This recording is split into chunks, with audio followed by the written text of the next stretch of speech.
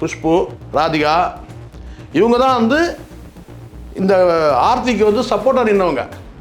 குடும்ப நண்பர்ன்ற முறையில் கூட நீங்கள் இருந்துருக்கலாம், நான் தப்புன்னு நான் சொல்லவே இல்லை.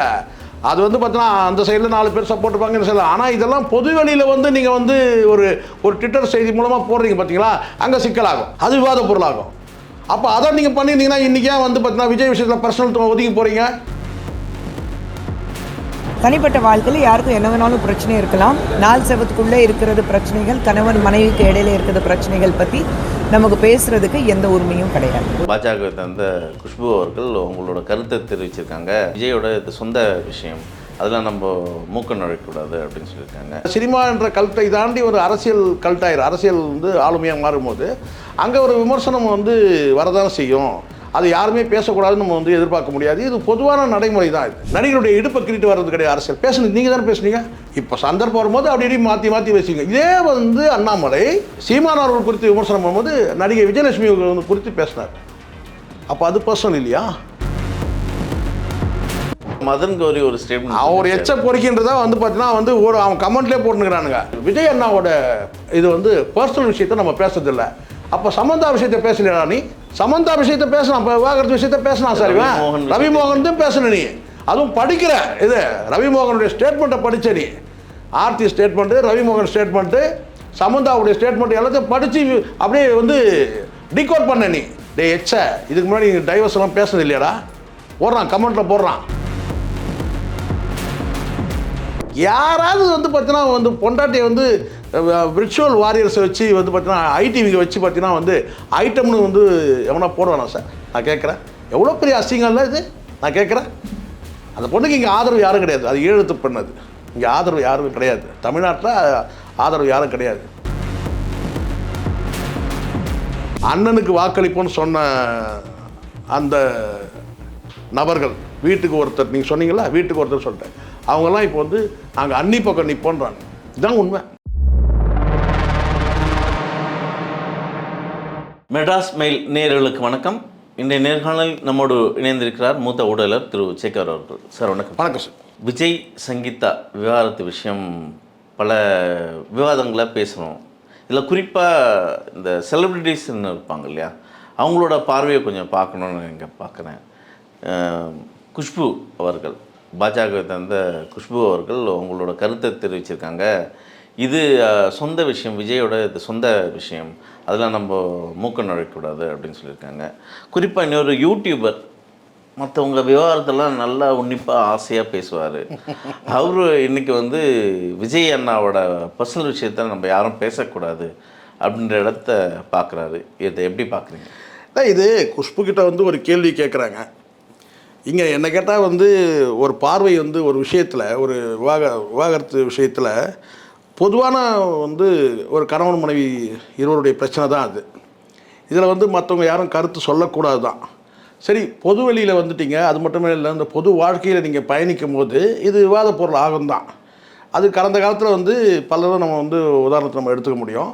அப்படி கடந்த காலத்தில் இன்றைக்கி வந்து செலக்டிவாக வந்து இவரது பேச மாட்டேன் அவரது மட்டும் பேசுவேன் அப்படின்லாம் இருக்கக்கூடாது. பொதுவாக வந்து பொது வாழ்க்கையில் இருக்கிறவங்களுக்கு பொது வெளியில் பேசப்படும். இப்போ நான் எத்தனை விவாகரத்து வழக்குகள் பெண்டிங்கில் இருக்குது, நம்ம எல்லாத்தையும் பேசிகிட்டு இருக்கிறோம். ஆனால் பிரபலமானவர்கள் குறித்து பேசுறதுக்கான அந்த வாய்ப்பு வந்து இருக்குது. இப்போ உதாரணத்துக்கு ஒரு குறிப்பிட்ட ஒரு பகுதியில் ஒரு இண்டஸ்ட்ரி நடத்துகிறவங்க இருக்கிறாங்க, பெரிய இண்டஸ்ட்ரி, ஒரு 10,000 பேர் வேலை செய்கிற ஒரு இண்டஸ்ட்ரியை நடத்துகிறாங்கன்னு வச்சுங்களேன். அதில் இருக்கிற ஒரு ஜென்ரல் மேனேஜரோ இல்லை அதில் இருக்கிற ஒரு அதிகாரியோ ஒருத்தர் வந்து டிவோர்ஸ் ஆயிடுச்சுன்னு சொன்னால் அந்த தொழிலாளி மத்தியில் பேசப்படும், அந்த எம்ப்ளாயிகள் மத்தியில் பேசப்படும்.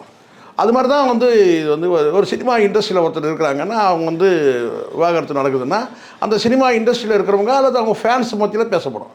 அப்போ ஒரு நாட்டை வந்து ஆளணும்னு ஆசைப்படக்கூடியவர், இந்த நாட்டை வந்து நான் முதலமைச்சர் ஆகிடுவேன்னு ஆசைப்படக்கூடிய ஒரு நபர் வந்து சினிமா என்ற கல்ட்டை தாண்டி ஒரு அரசியல் கல்ட்டாயிரும். அரசியல் வந்து ஆளுமையாக மாறும்போது அங்கே ஒரு விமர்சனம் வந்து வரதான் செய்யும்.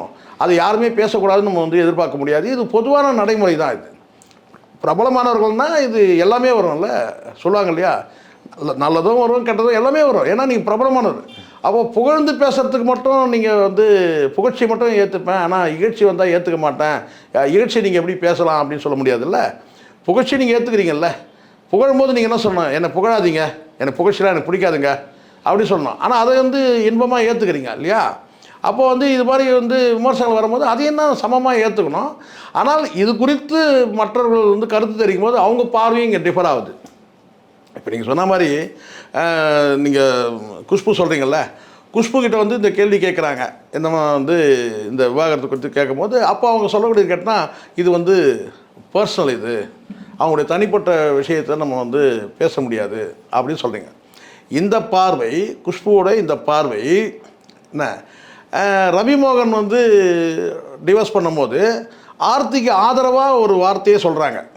இங்கே விக்டிமுக்கு ஆதரவாக இருக்கிறதுல பிரச்சனையே கிடையாது. ஆர்த்திக்கு வந்து இவங்க ஆதரவாக வந்து ஒரு ட்விட்டரில் ஒரு செய்தி வெளியிடுறாங்க. என்னன்னு கேட்டால், ஒரு தாயின் உண்மை நிலைக்கும், அதுக்கப்புறம் மோர் பவர் டு யூ அப்படின்னு சொல்லுங்கள். மோர் பவர் டு யூ, அதிகமான சக்தி உங்களுக்கு கிடைக்கட்டும். யாருக்கு? ஆர்த்திக்கு சொல்கிறாங்க. இது ஒரு நல்ல வார்த்தை தான், நான் இல்லைன்னு சொல்லலை. அதாவது ஒரு கேட்டால் பாதிக்கப்பட்ட ஒரு பெண்ணுக்கு வந்து ஒரு ஆதரவாக நான் இருக்கிறேன்னு சொல்கிறது பிரச்சனை கிடையாது. அதை வந்து நீங்கள் மோர் பவர் டு யூ, அதிகமான சக்தி உங்களுக்கு கிடைக்கட்டும்னு சொல்கிறதும் ஒன்று, ஒரு தாயின் உண்மை நிலைக்கும் சொல்கிறதும் சரியான வார்த்தை தான். ஆனால் அதை எப்படி நீங்கள் வந்து பொதுவெளியில் சொல்லுவீங்க? இப்போ தான் பிரச்சனை. இப்போ நீங்கள் வந்து ஆர்த்திக்கு நீங்கள் ஃபோன் போட்டு சொல்கிறீங்கன்னு வச்சுங்க, அம்மா அதெல்லாம் மனசு திடமாக இருங்க, அதெல்லாம் கவலைப்படாதீங்க, நல்லதே நடக்கும், அவர் மனசு மாதிரி வருவார், உங்ககிட்ட உண்மை இருக்குது, அந்த உண்மை நிலைக்கும், அதே சமயத்தில் உங்களுக்கு வந்து அதிகமான ஒரு சக்தி கிடைக்கட்டும், நான் வந்து கடவுள்கிட்ட நான் வந்து பிரார்த்திக்கிறேன், ஆசீர்வாதம் பண்ணுறேன், வந்து ஆசீர்வதிக்க நான் வேண்டுறேன் அப்படின்னு சொல்லி நீங்கள் பேசுனீங்கன்னா தப்பு கிடையாது. ஆனால் கணவன் மனைக்கும் நடக்கிற வந்து ஒரு பிரச்சனைகள் விவாகரத்து வழக்கில் வந்து நீங்கள் உள்ள நுழைஞ்சி ஒரு பொது தளத்தில் வந்து மோர் பவர் டு யூ, அதுக்கு பிறகு வந்து பார்த்தீங்கன்னா வந்து ஒரு தாயின் உண்மை நிலைக்குன்னு நீங்கள் பொதுவெளியில் போட்டிங்கன்னா அந்த கணவருக்கு எப்படி இருக்குன்னு பாருங்கள். ரெண்டாவது நீங்கள் சொன்னால் அந்த வார்த்தை இருக்கு இல்லையா, இப்போ விஜய் விஷயத்தில் கேட்கும்போது இது பர்சனல் சொல்கிறீங்கல்ல, அப்போ அதுவும் தானே பர்சனல், அதுவும் தானே பர்சனல். ஆள் வேறுபடுறாங்களோ, அதைத்தான் நான் சொல்கிறேன். இப்போது அப்போ ரவிமோகனுக்கு இருக்கிற பார்வை தானே சார், இப்போ விஜய்க்கு என்ன பார்வையோ அதுதானே சார் ரவிமோகனுக்கு இருக்கணும். ரவிமோகன் வந்து டிவோர்ஸ்க்காக போகிறார் சார், இங்கே வந்து சங்கீதா போகிறாங்க. இங்கே நீங்கள் என்ன பார்க்கணும், யார் விக்டிம் தானே பார்க்கணும். அங்கே விக்டிம் வந்து ஆர்த்தி, அதை நான் வந்து மறுக்கலை, நானும் கூட சொல்கிறேன். நான் கேட்டினா ஏன்னா 2 ஆர்த்தி வந்து விக்டிம், அதை தாண்டி வந்து பார்த்தீங்கன்னா 2 பிள்ளைகள் விக்டிம். அதே தானே இங்கேயும் சங்கீதா விக்டிம், 2 பிள்ளைகள் விக்டிம். பாதிக்கப்பட்டவங்க யார்? அப்போ இந்த இடத்துல எப்படி உங்களுக்கு அந்த பார்வை மாறுது? எதனால் மாறுது? விஜய் என்ற ஒரு கல்ட்டுக்கு அப்படி இல்லை, இவங்க கலியுக கண்ணகி இல்லை, கலியுக கண்ணகி இவங்க. கண்ணகின்றதுனால மாறுதான்னு கேட்குறேன் நான். கண்ணகினா கரெக்டாக இருக்கணும்ல சார், நான் சொல்கிறது பாரபட்சம்லாம் இருக்கணும்ல. ஒரு ஸ்டேட்மெண்ட் நீங்கள் அதுதான் நீங்கள் சொல்கிறது த்ரிஷா கண்ணகி போலவா? அந்த இடத்துக்கு நான் போல. இவங்க சொன்னாங்க ஏற்கனவே குஷ்பு, என்னன்னு கேட்டால் நான் கண்ணகி மாதிரி வாழ்ந்துட்டுருக்கிறேன், கண்ணகியோட பார்வை இப்படியா இருக்கும் நான் கேட்குறேன். அப்போ த்ரிஷாவுக்கு இவங்க குஷ்பு அதெல்லாம் சொல்கிறேன் கலியுக கண்ணிக்கிறாங்களான்னு கேட்குறேன். அதுதான் சார், அது அப்படி ஒரு கேள்வி வருது இல்லை. அப்போ நீங்கள் வந்து இந்த இடத்துல வந்து பார்த்தீங்கன்னா சங்கீதா ஏன் உங்களுக்கு வந்து விக்டிமாக தெரியல, ஆர்த்தி விக்டிமாக தெரிஞ்சாங்க, ஏன் சங்கீதா விக்டிமாக தெரியல? சங்கீதாவோட 2 பிள்ளைகள் இருக்கிறாங்கல்ல, அங்கேயும் ஆர்த்திக்கு 2 பிள்ளைகள் இருக்கிறாங்கல்ல இங்கே. அப்போது எந்த இடத்துல ஏன் அந்த டிஃபர் ஆகுது? இது மட்டும் பர்சனல். அப்போ அது அப்போ ரவிமோகனுக்கு ஒரு பார்வை, விஜய்க்கு ஒரு பார்வையா? என்ன சார் இது? இது புரியுதுங்களா? இப்போது இது போன்ற இப்போ நல்லா புரிஞ்சுங்க. இப்போ நான் ஒன்று சொல்கிறேன், இந்த இடத்துல பர்சனல்னால் அதுவும் பர்சனல். நீங்கள் தனிப்பட்ட முறையில் நட்பு ரீதியில் நீங்கள் நேரில் போய் வந்து ஒரு வார்த்தை சொல்கிறதுன்னு ஒன்று இருக்குது, பொது வெளியில் சொல்கிறதுன்னு இருக்குது. பொது வெளியில் நீங்கள் சொன்னீங்கன்னா நீங்கள் இந்த இடத்துல வந்து அவங்களுக்கு சப்போர்ட் இருக்கிறதுனால வந்து இந்த வழக்கு ஏதாவது சீக்கிரமாக முடிய போதா நான் கேட்குறேன். இப்போ ஆர்த்தியோட அந்த வழக்கு இருக்குது, விவாகரத்து வழக்கு இருக்குல்ல, ஜெயம் ரவி வந்து ரவிமோகன் அந்த வழக்கு, அது ஏதாவது வந்து பார்த்தீங்கன்னா முடிவு வரப்போதா? இல்லை வந்து பார்த்தீங்கன்னா கெனிஷாவோட இருக்கிற தொடர்பை வந்து விட்டுற போகிறாரா, இல்லை விட்டுட்டாரா? இல்லை நேற்றுக்கு தீபம் வந்து திருப்பதி அங்கே இங்கேன்னு வந்து ஏதோ கோயிலுக்கெல்லாம் சுத்தத்தை பார்த்து தானே இருக்கிறோம், நம்ம ஆதரிக்கிறோம் சார். ஆனால் இந்த இடத்துல நீங்கள் ஒரு விஷயம், இந்த இடத்துல நம்ம இந்த தலையிட்டு நம்ம இந்த வார்த்தையை சொல்கிறது மூலமாக என்ன உங்களுக்கு கிடைக்க போகுது? நீங்கள் தினம் கூட நீங்கள் சந்திக்கலாம், ஆர்த்தியை நினச்சா நீங்கள் தினம் ஃபோனில் கூட நீங்கள் பேசலாம். அது எதுக்கு பொது வெளியில் நீங்கள் போடுறீங்க? அப்போ பொது வெளியில் போகும்போது அங்கே இன்னும் விரிசல் அதிகமாக தான் ஆகுன்ற நான் இது நான் ப்ராக்டிக்கல் நான் பேசுகிறேன். அவன் ஏற்கனவே வந்து பார்த்தீங்கன்னா வந்து ஏறிட்டான் மேலே, அப்போ என்ன ஆகும்? ஓ நீங்களாம் சப்போர்ட்டா, அப்போ எனக்கு யார் சப்போர்ட் இருக்காங்க பாரு, அப்போ ஒரு கும்பல் அவருக்கு சப்போர்ட்டாக போகும். இது எது? இது நான் விளையாட்டா, இது கேமா இது? அப்போ அவங்க குடும்ப வாழ்க்கை, அவங்க பிரச்சனை அவங்க பார்த்துக்க போகிறாங்க. அவங்க வீட்டில் அம்மா அப்பா இருக்கிறாங்க, ஆர்த்திக்கு அம்மா அப்பா இருக்கிறாங்க, அவங்க பார்த்துப்பாங்க. நீங்கள் எதுக்கு நடுவில் உள்ள போகிறீங்க? நீங்கள் சொல்லலாம், நான் கேட்டேன் இந்த அலைன்ஸை நான் தான் பார்த்து வச்சேன்.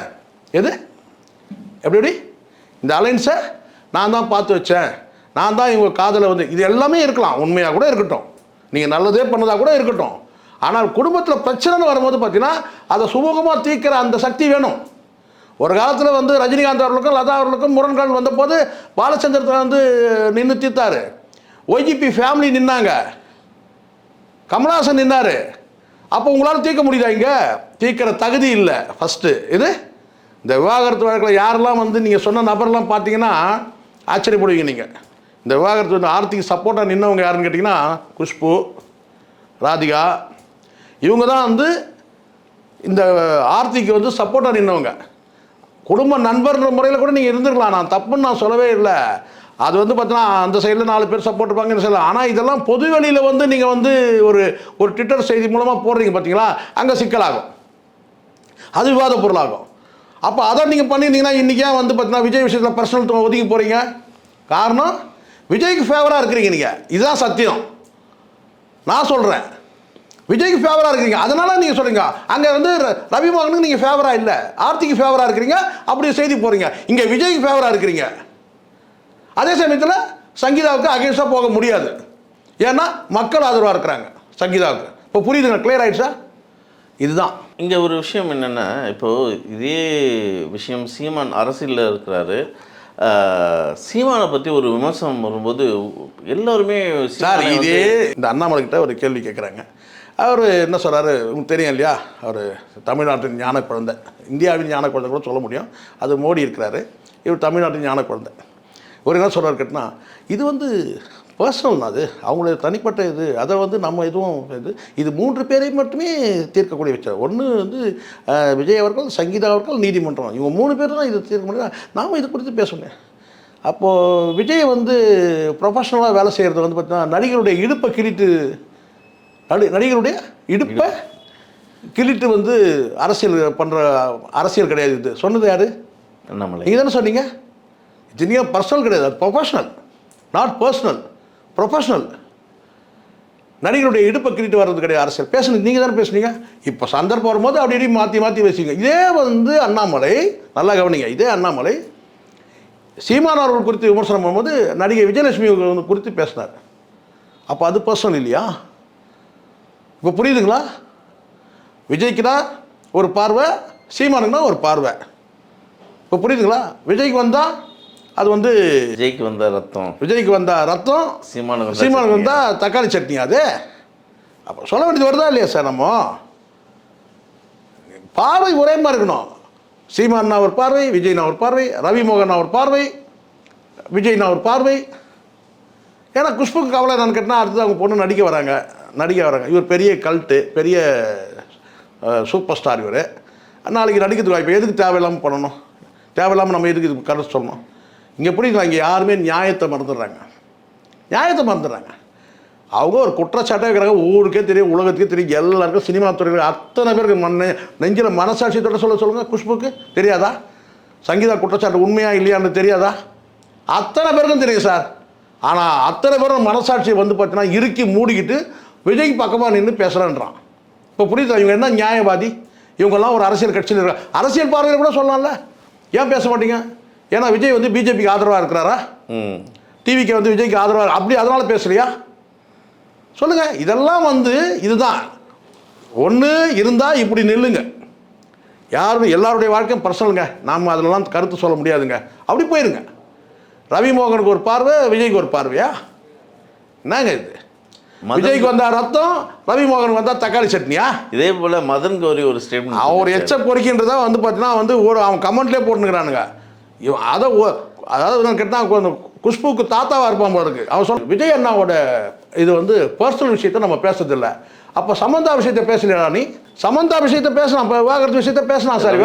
ரவிமோகன் தான் பேசணும். நீ அதுவும் படிக்கிற இது ரவிமோகனுடைய ஸ்டேட்மெண்ட்டை படித்த நீ, Aarthi statement, Ravi Mohan statement, சமந்தாவுடைய statement எல்லாத்தையும் படித்து அப்படியே வந்து டிகோட் பண்ண நீ. இன்றைக்கி தான் சொல்கிறான் விஜய் அண்ணா வந்து பர்சனல் போடுறான் கமெண்ட்டில் ஒருத்தன், டே எச்ச இதுக்கு முன்னாடி நீங்கள் டைவர்ஸ் எல்லாம் பேசுனது இல்லையாடா? போடுறான், கமெண்ட்டில் போடுறான், டே இதுக்கு முன்னாடி டைவர்ஸ் நீ பேசுறது இல்லையாடான்னு கேட்குறான். இப்போ புரியுதுங்களா சார்? இங்கே எப்படிப்பட்ட இந்த ஊடகத்தில் வந்து பேசக்கூடிய நபர்கள் எப்படிப்பட்ட நியாயவாதியாக இருக்கிறான்னு பாருங்கள். இந்த இடத்துல குஷ்புவாக இருக்கட்டும், இந்த மதன் கௌரியாக இருக்கட்டும், விக்டிம்ன்ற பார்வை கூட உங்களுக்கு வேணாம், விட்டுருங்க.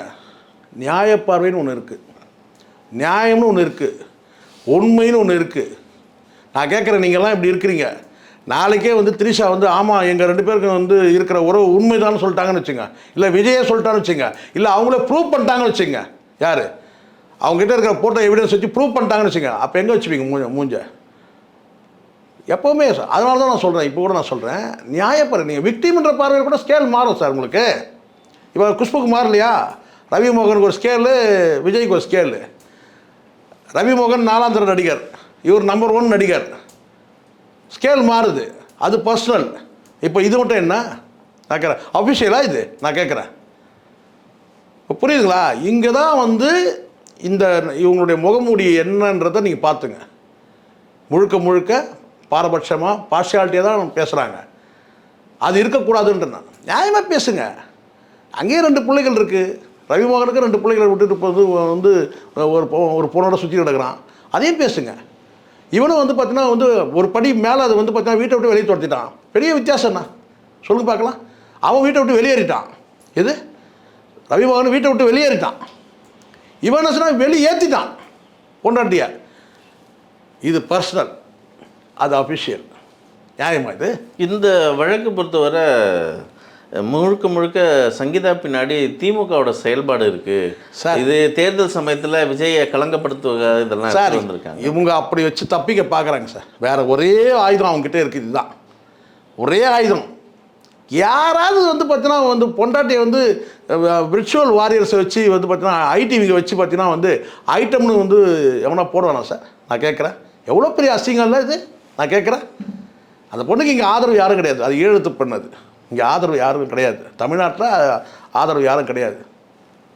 நம்பி வாழ வந்த பொண்ணை வந்து பார்த்தீங்கன்னா நீ வந்து வீட்டை விட்டு துரத்திட்டா, அது போய் வந்து டைவர்ஸ் கேட்டு கோர்ட்டில் போய் கேசப்பட்டா, நீ வந்து கட்சிக்காக தொடங்கின ஐடி விங்கை வச்சு விர்ச்சுவல் வாரிஸ் வச்சு ஐட்டம்னு போடுறானுங்க சார். யார் எதிர்த்தாலும் இதான நிலைமை?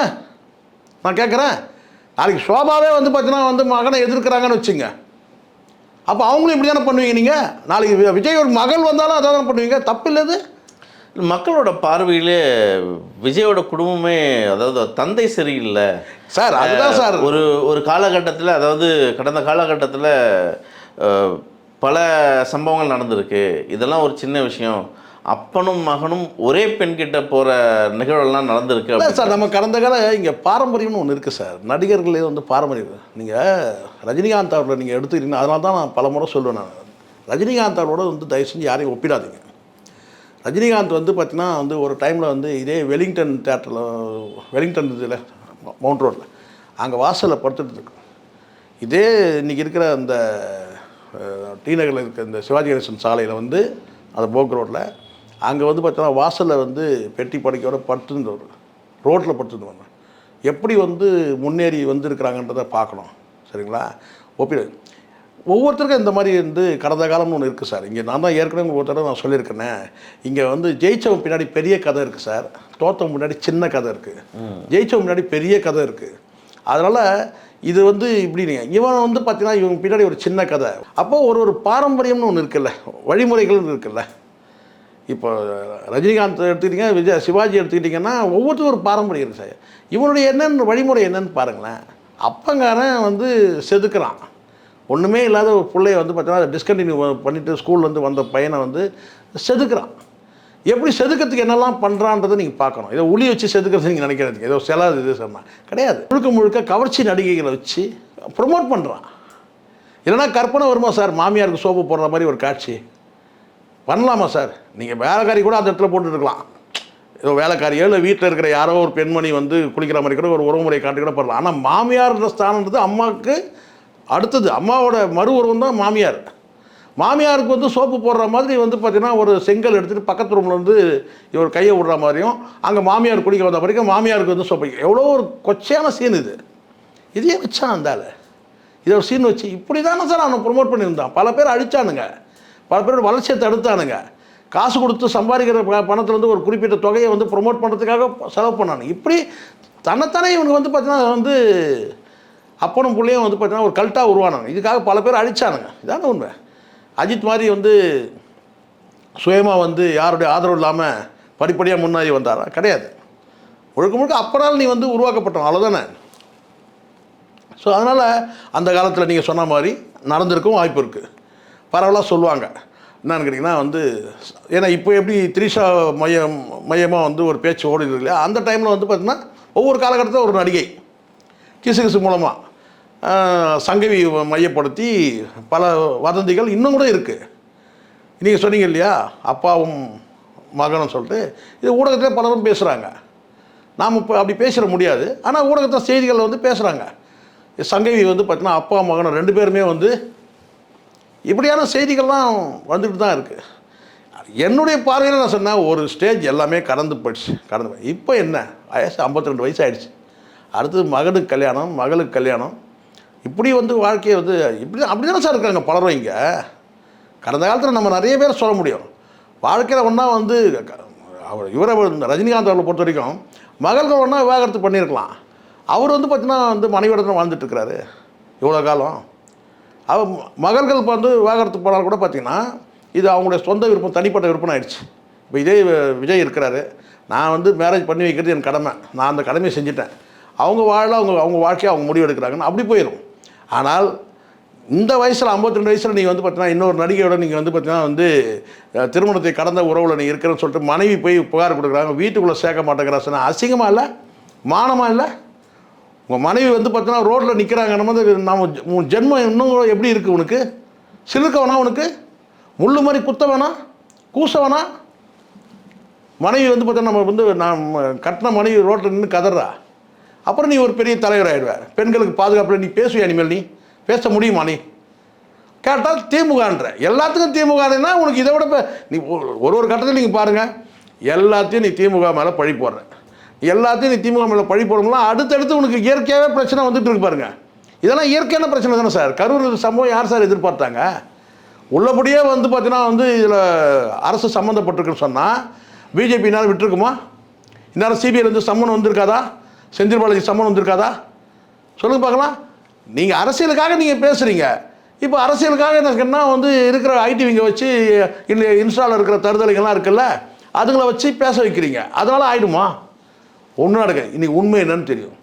இன்றைக்கி நிலைமை என்னன்னு கேட்டிங்கன்னா, அண்ணனுக்கு வாக்களிப்போன்னு சொன்ன அந்த நபர்கள் வீட்டுக்கு ஒருத்தர், நீங்கள் சொன்னீங்களா வீட்டுக்கு ஒருத்தர் சொல்லிட்டேன், அவங்கெல்லாம் இப்போ வந்து நாங்கள் அன்னி பக்கம் நிற்போன்றாங்க. இதுதான் உண்மை. மனசாட்சி உள்ளவங்க அத்தனை பேருமே இருப்பேன். இப்போ இருக்கிறதுலாம் யாருன்னு கேட்டேன். இப்போ நீங்கள் சொல்கிறீங்களா சார், இந்த பொம்பளை பசங்க அதை எனக்கு வந்து எங்கள் வீட்டுக்காரே எனக்கு அனுப்பி வைப்பார், வந்து நான் வந்து பொண்டாட்டியாக கூட இருப்பேன், இதுக்கெல்லாம் யாருன்னு நீங்கள் நினைக்கிறீங்க? யாருன்னு நினைக்கிறீங்க? ஓப்பனாக சொல்லட்டுமா? இது அதுக்கு சார், இதெல்லாம் யாருன்னு நினைக்கிறீங்க நீங்கள்? அதுக்கு வந்து தாவேக அந்த ஃபிலிக்ஸ் அவர்கள் ஒரு தற்குறிக்கு அர்த்தம் சொல்லியிருக்காரு, அதை கேட்டிருப்பீங்கன்னு நினைக்கிறேன். நம்மளை வந்து பேச தெரியாதவன் நம்மளெல்லாம் தற்குறின்னு சொல்லிடுறாங்க, அந்த தற்குறிக்கு பின்னாடி 1000 கதைகள் இருக்குது, அறிவுபூர்வமான இதெல்லாம் இருக்குது அப்படின்னு பேசியிருக்காரு. அவன் பைத்தியக்காரன் சார், அவன் ஒரு ஆளுன்னு அவன் சொல்கிறான்னு கேட்டுக்கிட்டீங்க. அவன் மேலேயே ஒரு குற்றச்சாட்டு வச்சா வந்து அசிங்கம். அதெல்லாம் சொல்கிறதுக்கே நமக்கு நாக்கு கூசுது. அதெல்லாம் திருச்சி சூர்யா வந்து எவ்வளோ குற்றச்சாட்டு வச்சான், அசிங்கமாக இல்லை? அவன்லாம் ஒரு ஆளுன்னு அவன் பேசிட்டு பாருங்க. அவன் போய் இப்போ போய் ஒட்டிக்கிட்டான் சார். அவன் வந்து சவுக்கு சங்கர் மாதிரி ஆகிட்டு இருப்பான் நிலமை. அவன் இந்த நேரம் பார்த்தான். அவன் வந்து பார்த்தா ஒரு காலத்தில் நிலையாக இருந்திருக்கானா, சிறைக்கு போயிட்டு வந்தான், நேராக போயிட்டு வந்து பார்த்தா சீமான்கிட்ட போயிட்டு வந்து சந்தித்தான்.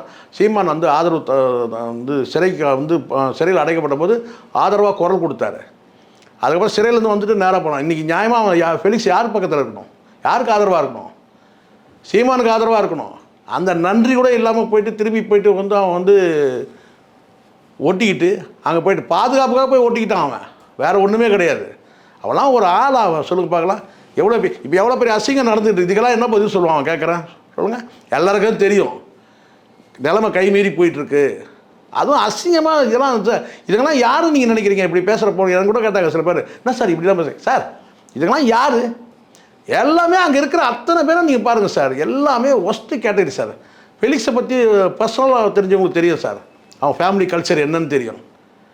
இவனுங்கெல்லாம் குடும்பமாக வந்து தண்ணி அடிக்கிறவங்க சார் இவனுங்க. நம்ம சொன்னோம்னா அது நீங்கள் வேறு மத கண்ணோட்டத்தில் போயிடுவீங்க. இவெல்லாம் குடும்பத்தோடு உட்காந்து தண்ணி அடிக்கிறவனுங்க, பொண்டாட்டி புள்ள பொண்ணு எல்லாம் உட்காந்து மொத்தமாக உட்காந்து தண்ணி அடிக்கிற அந்த கேட்டகரி. ஒவ்வொரு கதை நான் சொன்னோம், அங்கே இருக்கிற அத்தனை பேர் எல்லாமே மனைவியால் கைவிடப்பட்டவனுங்க சார், இல்லை மனைவியை விரட்டினவனுங்க. இந்த 2 கேட்டகரி தான் அங்கே இருக்கிறாங்க. விஜய் கூட இருக்க யாரை சொல்லுங்கள், யாரோ ஒருத்தர் சொல்லுங்கள், அரகரான்னு வாழ்ந்துட்டு இருக்கிறோம் சொல்லுங்கள் பார்க்கலாம். பயந்துட்டு இருக்கிறாங்க அங்கே இருக்கிற ஒரே ஆள் பயந்துட்டு இருக்கிறது யார் கேட்டால் நாஞ்சில் சம்பத் தான். இது நாஞ்சில் சம்பத் தான் பயந்துட்டு இருக்குது. அதனால தான் திருநெல்வேலி தாண்டது இல்லை. இது திருநெல்வேலிக்குள்ளேயே தான் இருக்குது பயணம். நெல்லையை சொல்லார் ஒரு டைமில் கலைஞர் சொல்லுவார், நெல்லை எனது எல்லை, குமரி எனக்கு தொல்லைன்னு பாருங்க. அடுத்து அந்த வசனத்தை அப்படியே இப்போ யார் சொல்கிறதுன்னு கேட்டிங்கன்னா நாஞ்சில் சம்பத் தான். நெல்லை எனது எல்லை, அதோடு நீ வந்து தற்கொலைகள் அப்படியே வச்சுருக்கணும். இல்லை அது தாண்டி போனால் பாதுகாப்பு முடியாது. நாஞ்சில் சம்பத்துக்கு கேரண்டி சொல்ல முடியாது. அப்படி தான் இருக்குது. எதுக்குன்னா இங்கே வர இந்த கூட்டம் அத்தனையுமே நான் சொல்கிறேன் சார், விஜய் கூட அத்தனை பேருமே வந்து பார்த்தீங்கன்னா குடும்பத்தை வந்து காப்பாற்றாதவங்க சார். அத்தனை பேர் யாராவது ஒருத்தர் சொல்லுங்கள், நீங்கள் குடும்பத்தை காப்பாற்றாதவங்க யாருமே, எல்லாருமே. அப்புறம் அவங்ககிட்ட வேறு என்ன எதிர்பார்க்க முடியும்? இதெல்லாம் பேசுதுங்க யார்? புருஷனை மதிக்காதுங்க, புருஷனை விட்டுட்டு வந்துட்ட கேஸுங்க, புருஷனை மதிக்காத கேஸுங்க. இல்லை அவன் வந்து பார்த்தீங்கன்னா டம்மி பீஸாக இருப்பான். இவர் சொல்லார்ல, அவர் பேர்னா வடிவேல் படத்தை சிங்கமுத்து சொல்ல பாருங்க, இவன் அதுக்கெல்லாம் சரிப்பட்டு வரமாட்டான்னு. அந்த மாதிரி ஆட்களுடைய பொண்டாட்டிங்க இவங்க வேறு யார் சார்? நல்ல குடும்பத்தில் பேசுங்களா சார்? இங்கே நல்ல வளர்ப்பில் இந்த மாதிரி பேசுங்களா? சொல்லுங்க பார்க்கலாம். எங்கள் வீட்டுக்காரே கூட்டின்னு போய் விடுவாருன்னு சொல்லிட்டு யாராவது பேசுவாங்களா? நல்ல குடும்பத்தில் பிறந்தவங்க பேசுவாங்களா? நான் சொல்கிறது ஏழை பணக்காரன் சாதி அடிப்படையில் நான் சொல்லவே இல்லை. நல்ல குடும்பத்தில் நல்ல தாய் தந்தையால் வளர்க்கப்பட்ட பெண்கள் இப்படி பேசுவாங்களா? இதை ரசிக்கிறான்னு சொன்னால் அவன் எப்படிப்பட்ட ஆள் அதை பார்த்துங்க. இந்த நிமிடம் வரைக்கும் இப்படியெல்லாம் கண்ணிய குறைவாக பேசாதீங்க சொன்னானா? சொல்லலை. அதில் இருக்கிற அடுத்த நபர்களாக சொன்னாங்களா? சொல்லலை. யாராவது ஒருத்தனாவது யோக்கியமாக எல்லாம் சொல்கிறான் கேட்டா சார் அவர் மூத்த தலைவர் அவர் இருக்கார். ஏய் மூத்த தலைவர் மேலேயே வந்து அப்படியே அழிக்கப்படாத காவியம் போல் இருக்குது. கூகுளில் போனால் யார் செங்கோட்டையனை பற்றி அவங்க மனைவி போய் வந்து பார்த்தீங்கன்னா வந்து இந்த பெண் எம்பி மீது புகார் கொடுத்து அந்த அம்மா வந்து கட்சி பதவி நிற்கிறது எல்லாமே வந்து வரலாறாக இருக்குது.